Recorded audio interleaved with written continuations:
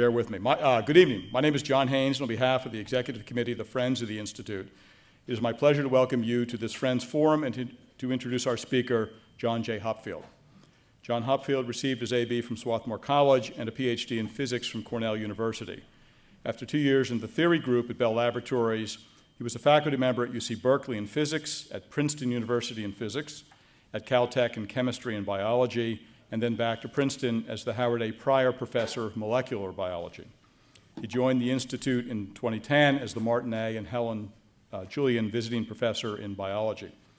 Widely published, Professor Hopfield is the recipient of numerous awards, including the Dirac Medal for his interdisciplinary contributions to understanding biology as a physical process, the MacArthur Fellowship, the Oliver Buckley Prize in Solid-State Physics, and in 2012, the Schwartz Prize from the Society for Neuroscience. He is a member of the National Academy of Sciences, the American Philosophical Society, and the American Academy of Arts and Sciences. Professor Hopfield's current research examines issues such as thinking and perception in the intersection between two ideas: that physical systems with a large number of simple interacting parts typically exhibit robust collective dynamics, and that brains are large systems whose cellular properties and interactions have evolved to yield activity dynamics that solve computational problems relevant to survival. The title of his talk this evening is Your Brain and Work, Facts, Theory, and Just So Stories. Please join me in welcoming Professor John Hopfield.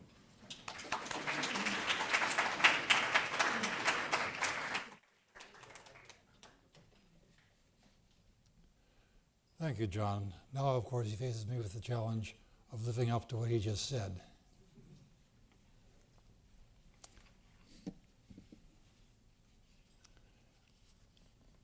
Although we recognize people by their visual appearance, what we really are as humans and as individuals is determined by how our brains operate. From a functional viewpoint, the brain is certainly the least understood of human biological systems. If you ask a heart surgeon how the heart works, he'll give a pretty good engineering description of a pump powered by muscles with a chamber which contracts, with valves in it and so on. An engineer would recognize this as a valid description of a pump. If you ask, on the other hand, a neurosurgeon, how do you think? How is language set on a computer? Then you get something which comes, well, it's a little like a Kipling Just So story, how the elephant got its trunk, how the giraffe got a long neck. You get something which has very little connection, really, with what must ultimately be the science behind how the brain works. This is not to denigrate the neurosurgeon. After all, his job is actually to repair a damaged brain by whatever means possible, not to understand how it works. It would help, of course, if he did understand how it works, but given the lack of understanding that is available in the community, they do astonishingly well with empirical knowledge alone.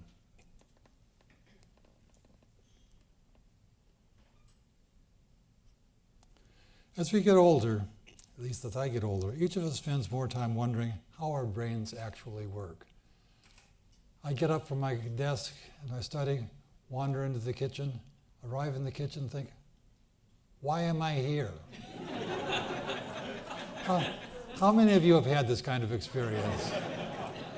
It's astounding, really, that our brains can generate purposeful activity of our body, and our consciousness utterly forget what the purpose is.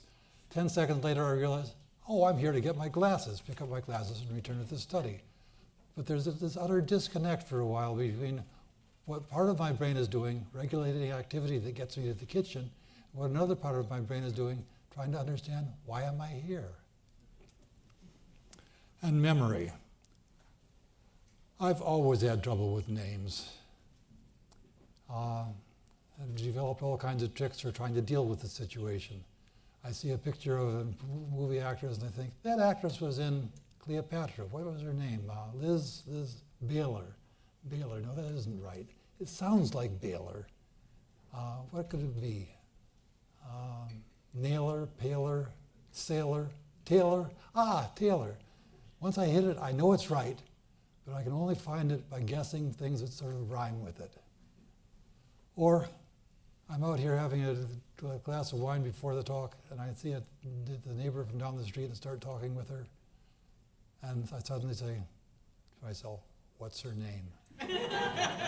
And I know I can commission a search at that point, and if I continue with the conversation, or even if I don't continue with the conversation, 10 minutes later, up will pop the name Susan, and I know who that neighbor was.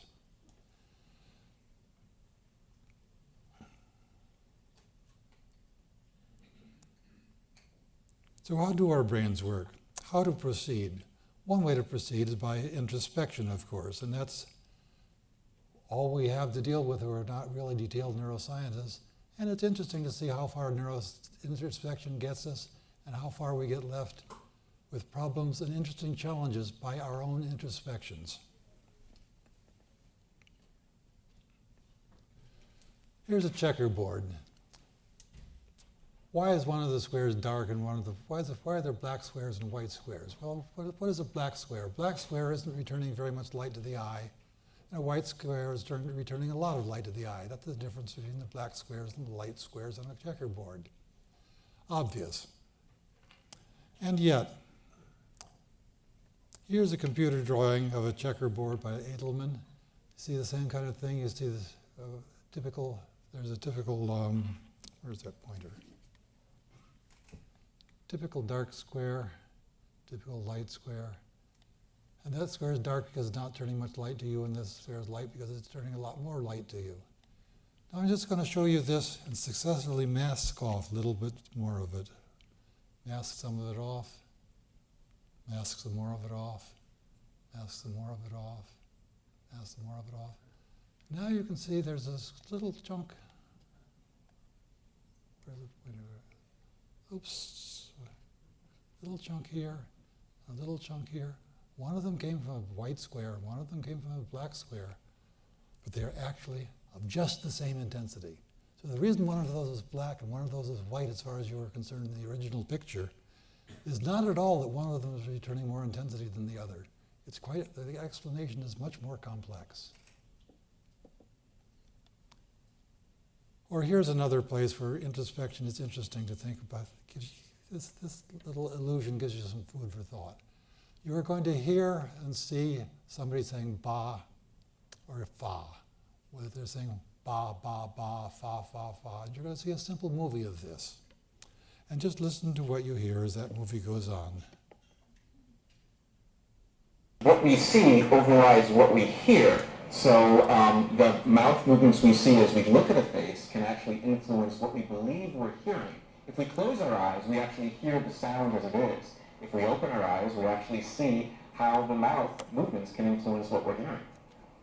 Ba, ba, ba. It's a bizarre effect. Remember, the only sound you're hearing is ba with a B. Ba, ba, ba, ba. What's remarkable about this illusion is even knowing how it's done doesn't seem to make a difference. Ba. Okay, sorry it didn't go well to begin with. But the interesting point here is not that you can understand something about speech from seeing somebody's lips. The astounding point is that you're utterly unaware the sound change is coming from vision. You hear it change. You don't see it change. You see it change, of course, but you hear it change. And so the idea that speech, sound, comes in through the ears is a good basic idea, but obviously the true system is much more complex than that. So how do our brains work? How to proceed? Well, you can ask questions like how you recognize your wife or husband. Now, if you ask me how I recognize my wife, I could say, well, she's 5'4", 125 pounds, brown eyes, and so on. That has nothing to do with the way I recognize my wife. That has to do with how I describe her to you. How I recognize my wife? By her smile, by the way she walks, by her profile down at the end of the aisle of McCaffrey's. A whole bunch of things like this, none of which I can describe to you in such a way that you could use them to recognize my wife. And the things we do which are easy from a computational point of view, we often take great pride in.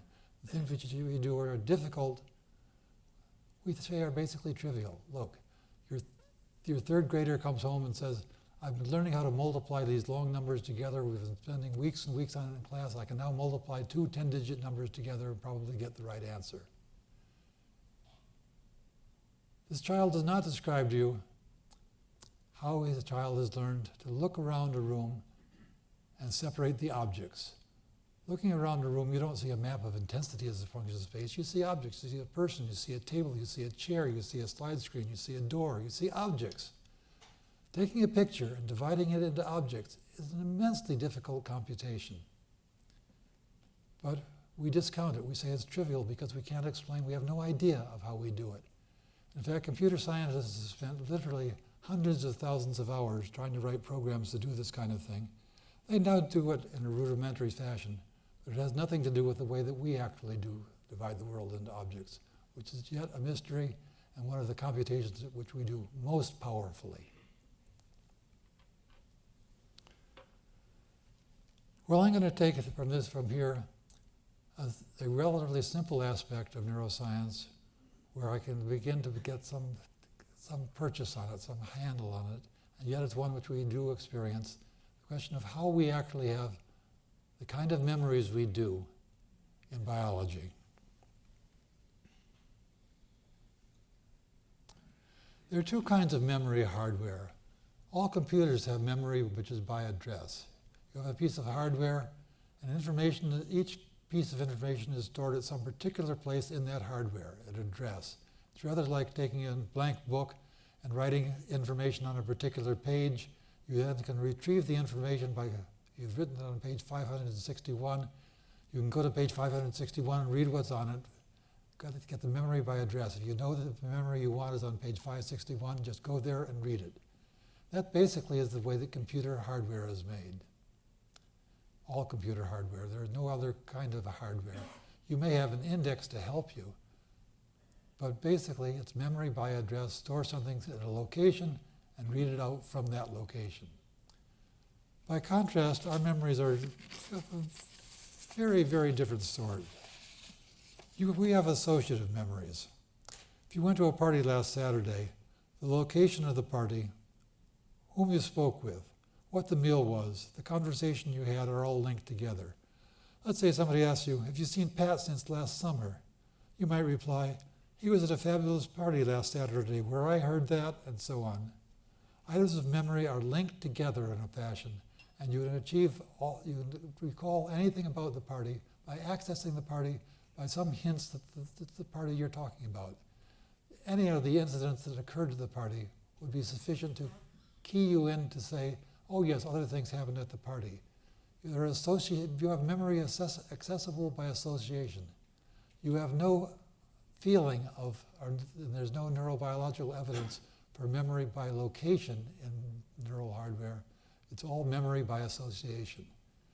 And the other peculiar thing about these memories by association is that you don't have a memory in a particular place and another memory in another place. The memories are all sort of intertwined and interacting as they are written. And that, of course, is a strength from the point of view of making an associative memory. It's easy to make connections between things which are close together in space. On the other hand, it's also a hazard from the point of view of mixing things up. Well, what does an associative memory look like? In order to say anything about it, I've got to try to tell you something really about how neurobiology works. And I'll try to make you able to pass an elementary neurobiology quiz in the next 10 minutes. Oops. All human brains look roughly like this, with the valleys or sulci in them at the same places, so you can recognize where you are in a human brain by where you are with respect to the various folds of the brain. Now that brain has roughly 1,000 billion cells in it. No, I'm sorry, 100 billion cells in it. And so at this level of detail where you're just seeing the whole brain, of course, you see none of the details at all. An artist's view of a microscopic cell might look something like this, where the cell has a cell body, which is a little bit larger than a bacterium. The cell body has the things which make the cell have fundamental biochemical processes. But the interesting things about neurons are these long things that stick out of them.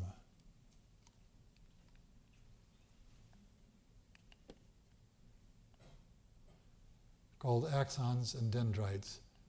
A neuron produces a signal, this axon goes out and it makes contact with other cells, as synapses.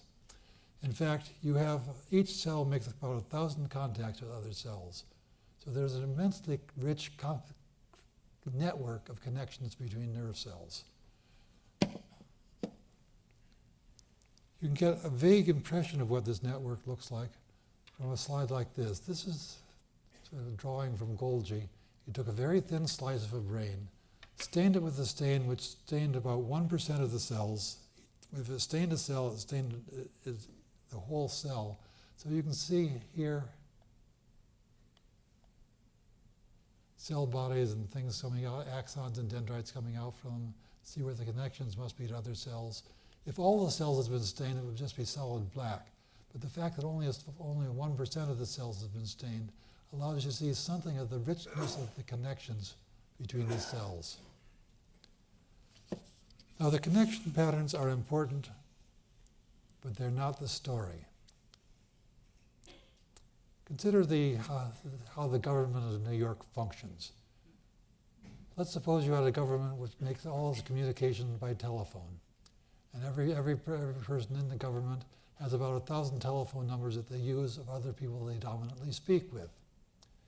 If I gave you a list of the people and the 1,000 telephone numbers that each of the people had, I would understand the network of communication, but I would understand nothing about governance. Governance is got by understanding the messages that go between these people, not just by understanding the structure of the network. Similarly, the neuroanatomists can tell you a lot about the structure of the network, but they don't tell you anything about the messages that pass between the neurons. And the messages passing between neurons are what we must focus on if we're to understand how neurobiology does its computations.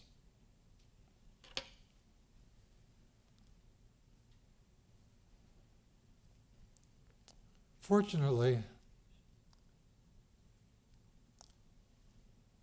modern experimental techniques allow you to listen into those conversations. If you look at the electrical potential difference between the inside and the outside of a cell as a function of time, it just is a noisy little signal that every once in a while there's a spike. Those spikes are the fundamental things which communicate information between one cell and another cell. They're never more than about a few hundred spikes per second, usually many fewer than that. So you can actually even listen to what one cell is telling another cell. And if we're lucky, I will succeed in finding the cursor and play this.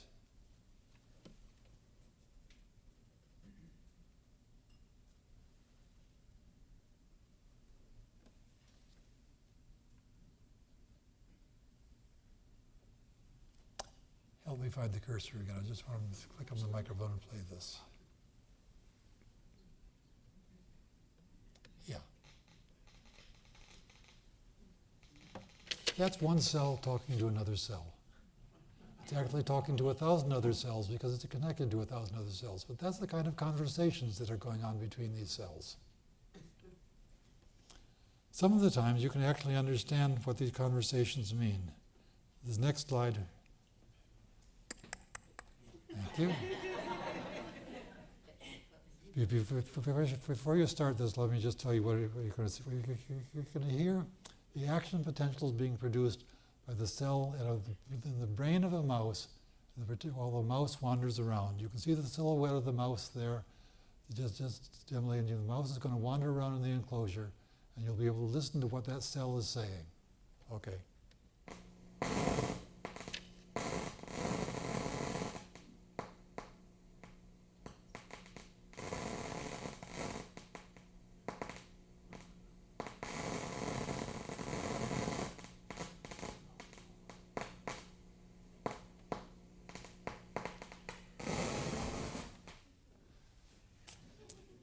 And if you watch this and watch it a second time and third time, you would finally realize The cell is very active when the mouse is facing in that direction, and much less active when the mouse is facing in any other direction.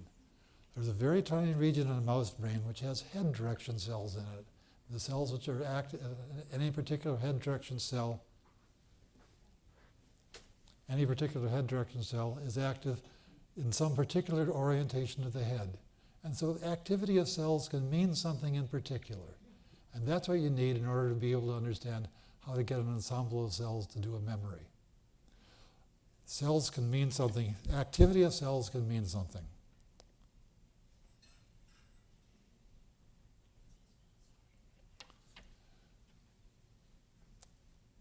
Think of all the friends you know. How could you possibly describe them? One simplistic way of trying to describe them is to have a list of properties of people like names, height, nationality, college they attended, town they live in, age, all kinds of features. And every feature has a variety of values, because a name could be John, Mary, Carlos, David, Jessica.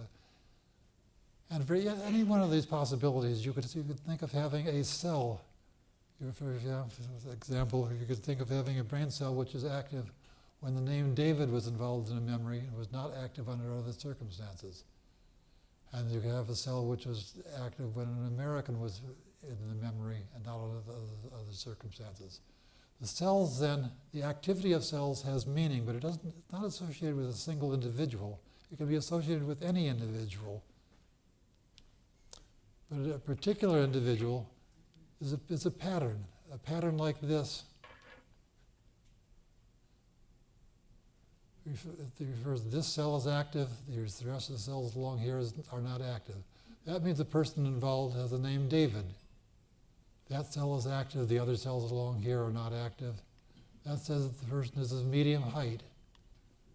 This cell is active, the others aren't active. That says that the person went to Case Western Reserve. You can see that a description of which cells are active in a particular memory is a description of the information in the memory. And if you have a large number of properties, you can describe a large number of people, each by its own particular pattern of what neurons are active in the memory.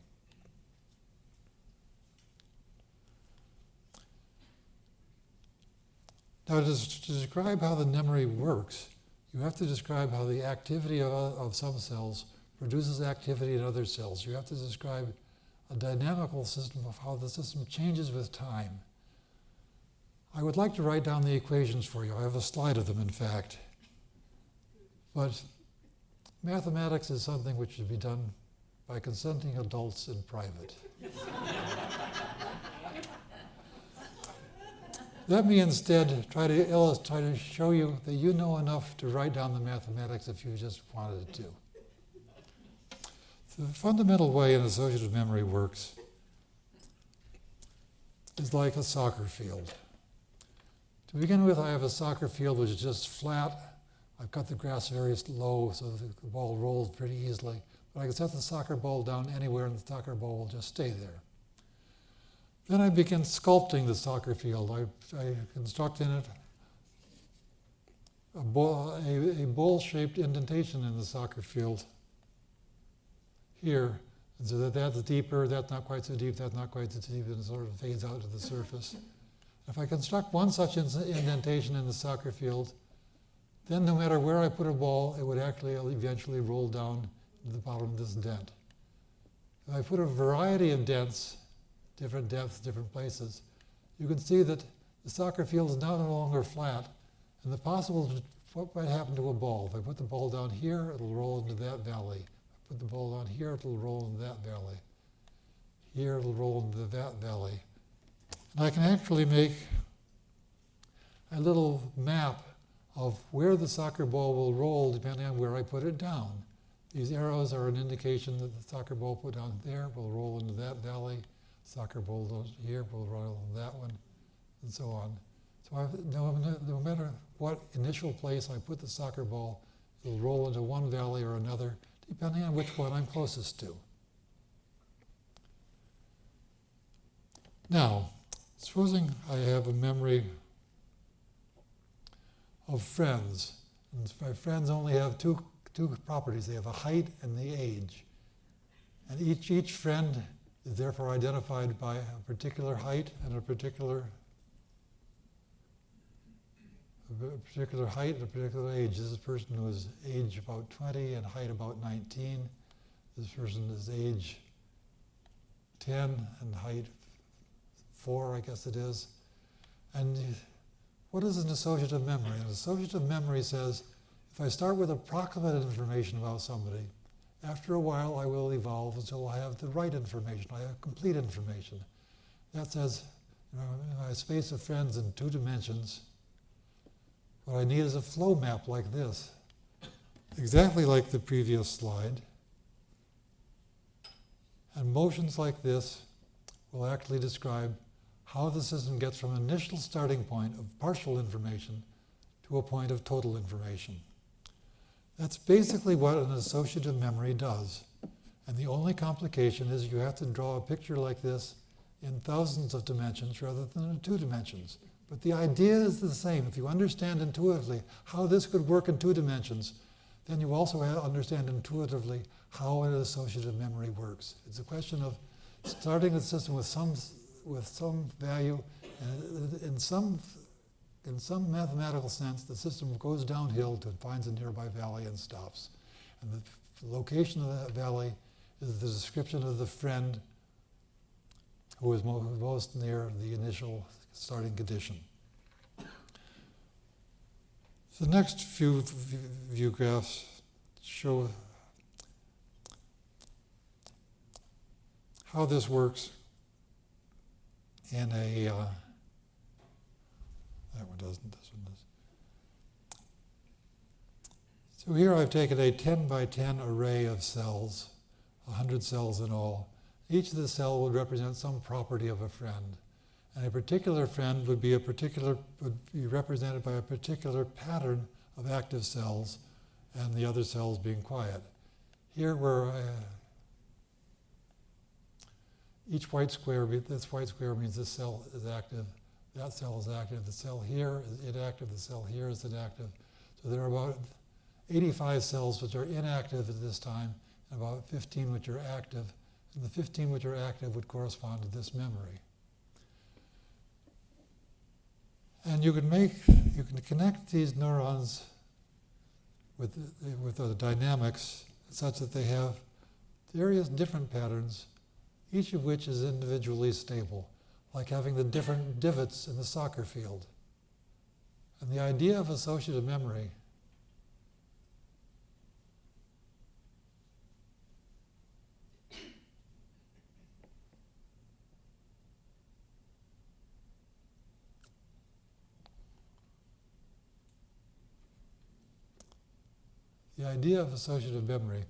is that you can start the system with partial knowledge about some particular memory.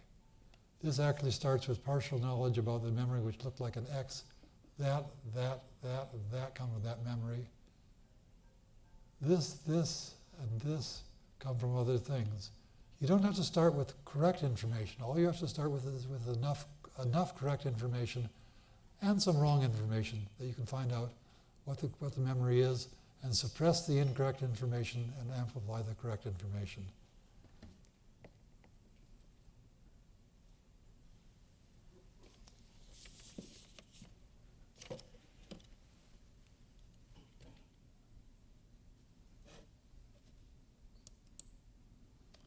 Now,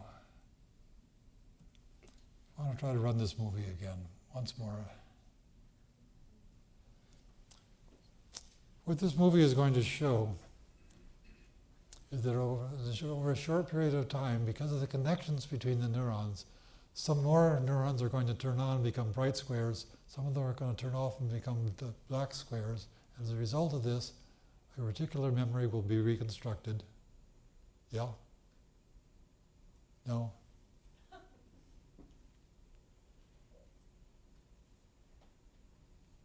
You can see the memory being reconstructed. And that particular memory is being reconstructed because the initial clues were closer to look more like that particular memory than like the other memories in the system. If I had instead picked initial clues which look more like this or more like this, I would have reconstructed these particular memories. I haven't shown you the mathematics, I've simulated the mathematics, but I've given you the tools to understand, oh yes, you ought to be able to write down a mathematics which does this, because this is just one of those flow maps in a high number of dimensions.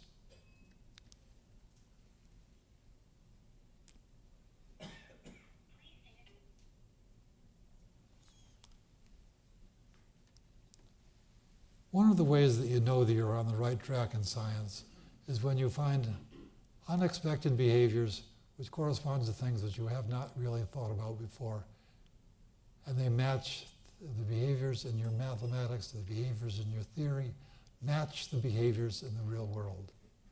I'm going to give you one example of that. I was working with a much larger memory, but once again a memory of friends. And a typical friend in this larger memory would look like a pattern like this, where now the blacks represent characteristics of that particular friend. And I made it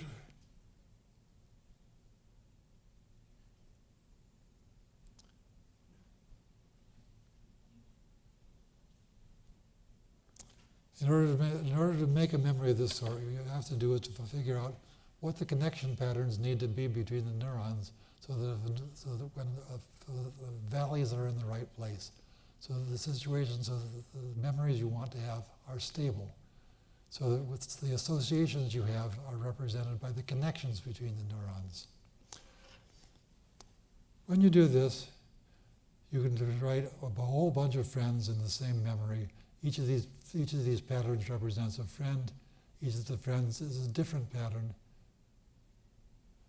And once again, if you start, if a particular friend looks like the picture on the far left, you have a memory clue which is a subset from that, taken from that friend, the system will be able to reconstruct the pattern on the right, starting from the memory clue in the second panel. This is typical associative memory. Now, when you write memories, you make changes between the connections. A particular connection, a particular synapse is not devoted to a particular memory. It is influenced by many of the memories. As a result, every time you write a memory, you change a little bit this terrain, this soccer field, everywhere, not just for that particular memory. And as a result, when you write memories, while you're writing deep divots in the soccer field, you also tend to write other memories which are much shallower and look rather different. And when I wrote this memory with many memories, wrote this associative memory with many friends in it, it had, in addition to the memories of where I wanted to put in, it had lots of little memories, minor memories, memories which were very hard to find, but which were many of them, and all were spurious. They didn't correspond to friends at all. And you can see at a glance that they're spurious, because they don't look at all like this. True memories look like that. The spurious memories look like that. And so, if you're trying to reconstruct a real memory and you run into a spurious memory, there's no problem discounting it. They look different. They look different to eye. They look different to our eyes. It's obvious that they look different to a simple neural system processing them.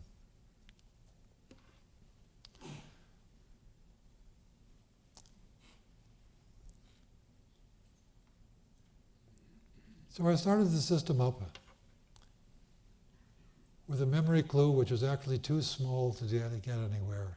I started the system up with a memory clue which typically gave simply junk memories. It was a memory clue which is almost like a particular memory, but not quite.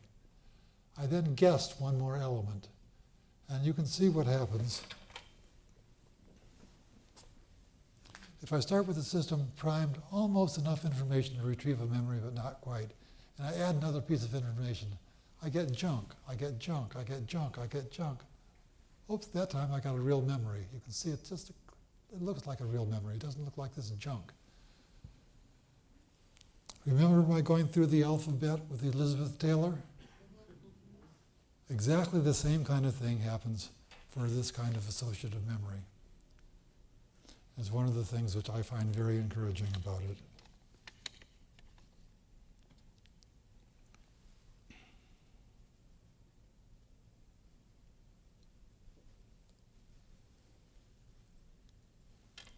Now, our memories are of a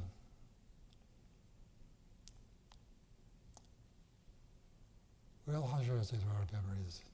Let us start with the hippocampus. This is a schematic of the human brain. There's a hippocampus on each side. The hippocampus is fundamental to memory storage.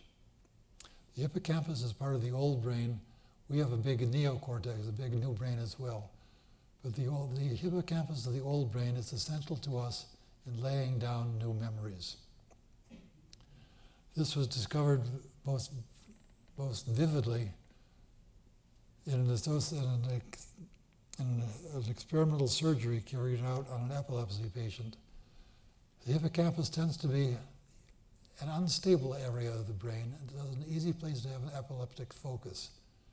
And this patient had intractable epilepsy, and the neurosurgeon operated and took out the hippocampus on both sides.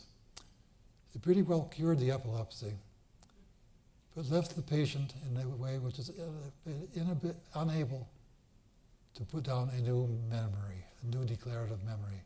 So if you walked in, met the patient, you would have a discussion with the patient would say, you would ask the patient, "Do you know me?" He'd say, "No." Go leave the room, come back 10 minutes later, have the same discussion with the patient would say, "He didn't know you." The patient had no ability to lay down new declarative memory, new episodes of life. New episodes of life just vanished. On the other hand, the patient still had intact all his old memories, language and so on. But the patient, meanwhile, could only live in the present, in the past, and had no understanding of the continuity of experience.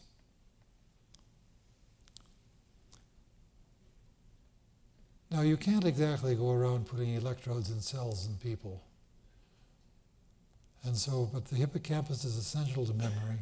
And one of the places where the hippocampus has been most explored is in rats. Rats are wonderful experimental animals because they are low enough in the chain of mammals, they're not too worried about what happens to them, and high enough that they have many of the features of our own brains. In particular, rats use the hippocampus greatly in tasks involving memory, and for rats, memory is greatly about where have you been, what's there. And this last movie, which once again I will ask for a little bit of assistance on.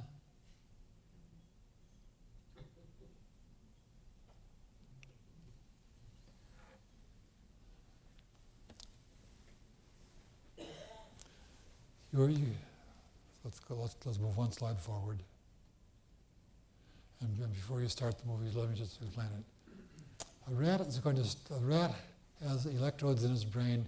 It's going to move along this track.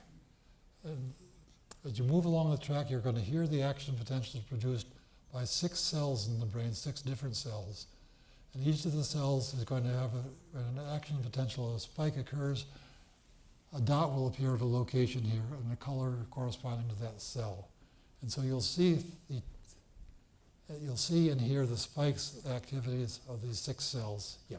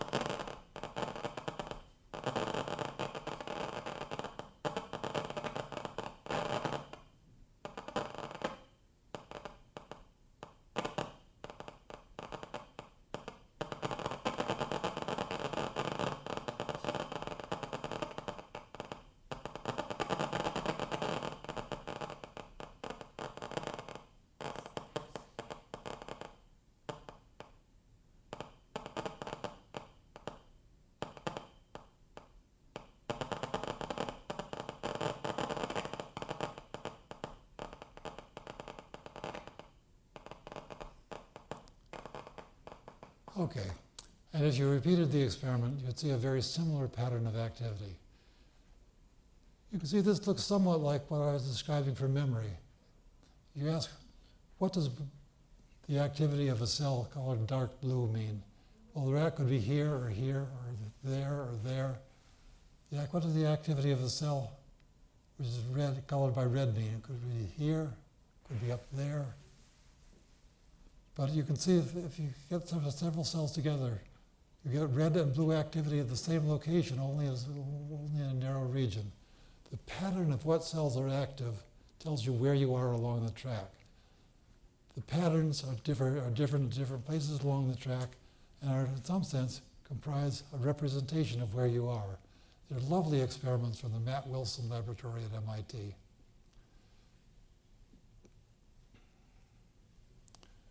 Now that's what just a few cells in hippocampus look like.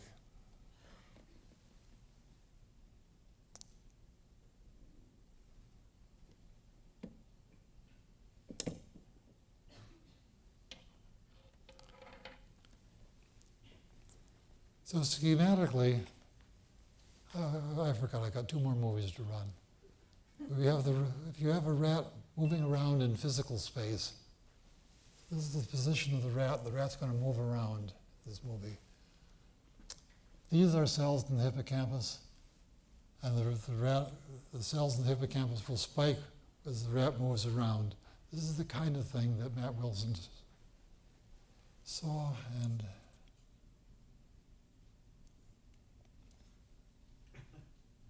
yeah, 2 more movies to go.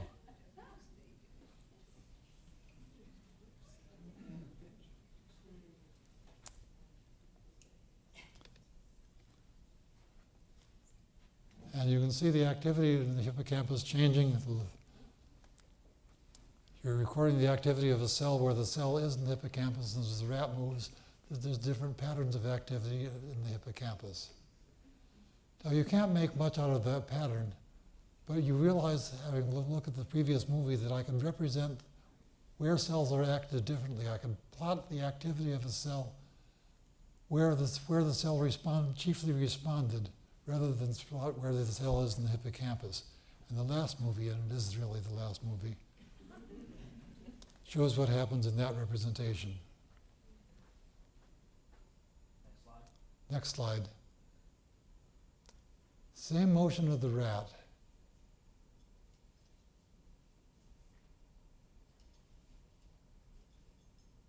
But now you can see, by plotting things differently, you can see what really happens is that where the rat is represented by where that clump of activity is in this representation.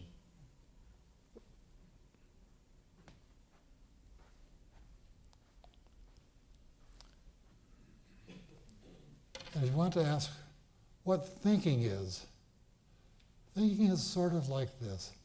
In this case, the rat is wandering around in space, and there's a clump of activity which in the right representation follows that rat around. Now, what would it mean for the rat to be thinking about moving and not moving at all? What you would want is for if the rat was thinking about moving through this trajectory, but not actually moving, you'd want the clump in this representation to move in the same way that it did when the rat was physically moving. If you can get the clump to do that kind of thing, if you can dissociate the movement of that clump from the motion of the rat, you're beginning to get your hands on the things that you need in order to make thinking possible. In order to make thinking possible, you have to get a situation where the brain activity can progress and not be trapped by sensory input. The rat is pretty sensory driven, and experiments are still sort of moot on the extent to which rats think. But you can see why, starting from the hippocampus, you can begin to make some kind of progress on modeling how rats might think, and thus on how people, which we're not that far above rats, might also think.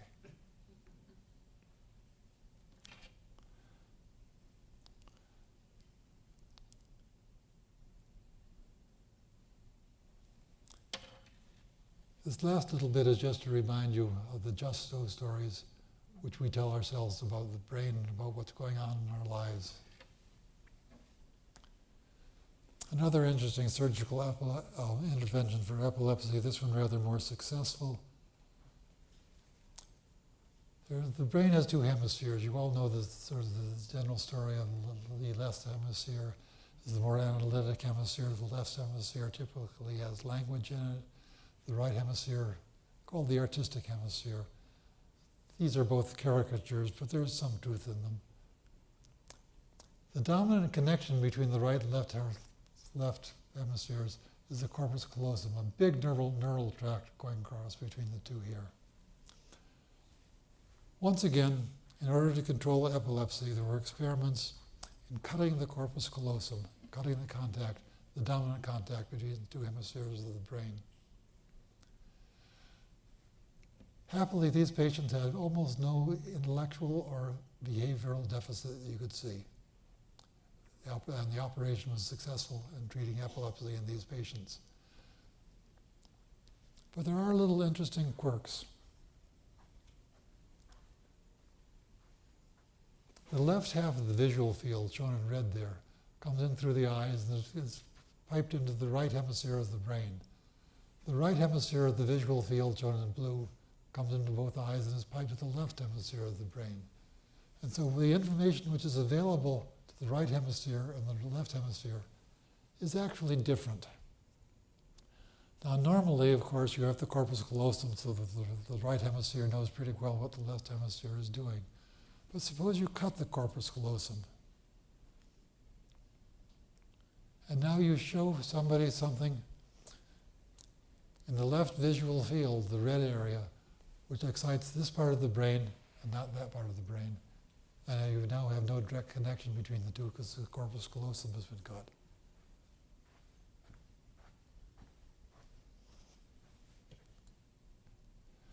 Typical thing you try to show a patient of this sort, you might show a patient a picture of this sort presented in the left visual field. Most people see that picture and smile, laugh, remembering Marilyn Monroe, Tommy Ewell, and the 7-year itch. If you show this picture to a patient with the corpus callosum cut, the patient will also laugh. You ask the patient why the patient is laughing, and he'll say, "Oh, I read a funny story in the New Yorker yesterday," and describe that funny story. The language hemisphere, the left hemisphere, does not have direct knowledge of why the patient is laughing. And the patient makes up a story to explain to himself why he's laughing. A real just so story.